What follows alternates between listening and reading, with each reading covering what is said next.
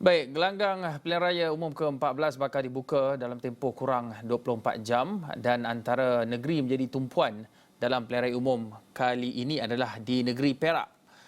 Ridauddin Daud berada di negeri Perak. Ridauddin, kita tahu daripada pihak polis sendiri mereka menyatakan mereka mengenal pasti 3 kerusi panas di Perak ini dikategorikan sebagai 3 lokasi panas iaitu di Tambun, Parlimen Tambun, Larut dan juga di Bagan Datuk.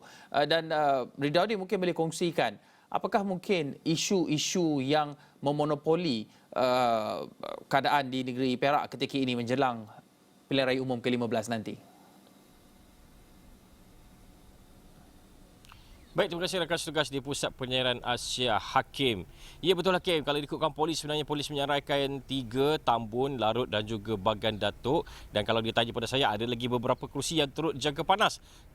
Antaranya Teluk Intan dan juga Pasir Salak, dan ada lagi beberapa lokasi lain yang pasti saya akan datang dari semasa ke semasa. Namun pada hari ini, saya ingin menceritakan sentimen pertama dahulu di Bagan Datuk, di mana di Bagan Datuk ini merupakan kerusi yang menampilkan 2 figura besar dalam arena politik negara. Pertamanya sudah pasti Presiden UMNO Datuk Seri Dr. Ahmad Zahid Hamidi yang akan sekali lagi mempertahankan kerusi tersebut untuk kali ke-5, dan kemudian akan dilawan oleh seorang lagi calon yang bukanlah nama kecil, nama besar juga dalam arena politik negara, bekas Ketua Penerangan PKR Datuk Seri Syamsul Iskandar Mat Akin, yang sebelum ini merupakan dalam PRU14 beliau merupakan giant killer apabila menumpaskan Tan Sri Muhammad Ali Rustam pada ketika itu dengan majoriti yang agak meyakinkan lebih 8,000. Kalau diikutkan pada PRU14, majoriti Zahid Hamidi di sini hanya 5,000 lebih.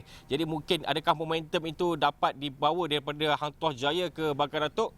Itu semua akan kita nantikan. Namun secara mungkin saya boleh kongsikan sedikit faktanya. Di sini PR15 ini kita akan melihat setakat ini yang mungkin nama besar yang mungkin nama yang perlu diberi tumpuan. Tentunya pertama Datuk Seri Ahmad Zahid Hamidi, dan kemudian kita ada Datuk Seri Syamsul Iskandar Mat Akin, dan satu lagi nama yang saya fikir mungkin perlu diberi perhatian iaitu Ahli Majlis Pimpinan Tertinggi Bersatu iaitu Dr. Muhammad Faiz Nakman, calon muda, calon yang agak lantang bersuara di media sosial, agak lantang juga bersuara menyuarakan pelbagai isu-isu rakyat dan juga menyerang parti-parti politik yang lain. Beliau antara mungkin calon yang perlu diberi perhatian, tidak harus dipandang sepi. Dan kalau diikutkan sebenarnya komposisi penduduk di Bagan Datuk ini adalah data pada 2020, ia terdiri daripada Bumiputera iaitu sebanyak 56%, kemudian China 26.9%, India 16.8% dan lain-lain 0.3%.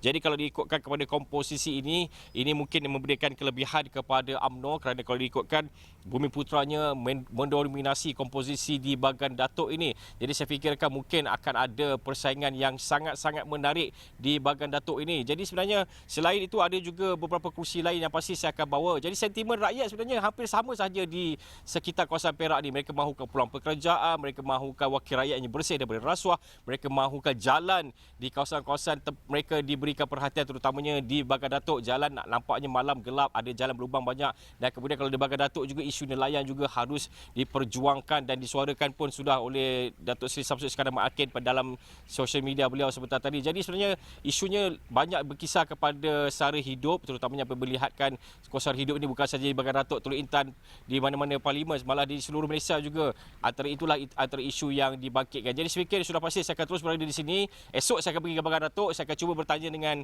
sentimen pengundi Bagan Datuk. Hari ini juga saya sudah pun bertanyakan sedikit. Pastinya saya akan terus berada di Perak ini membawakan laporan langsung dari semua kursi panas di Perak yang saya klasifikasikan ada lebih daripada 5 kursi panas di sini, Hakim.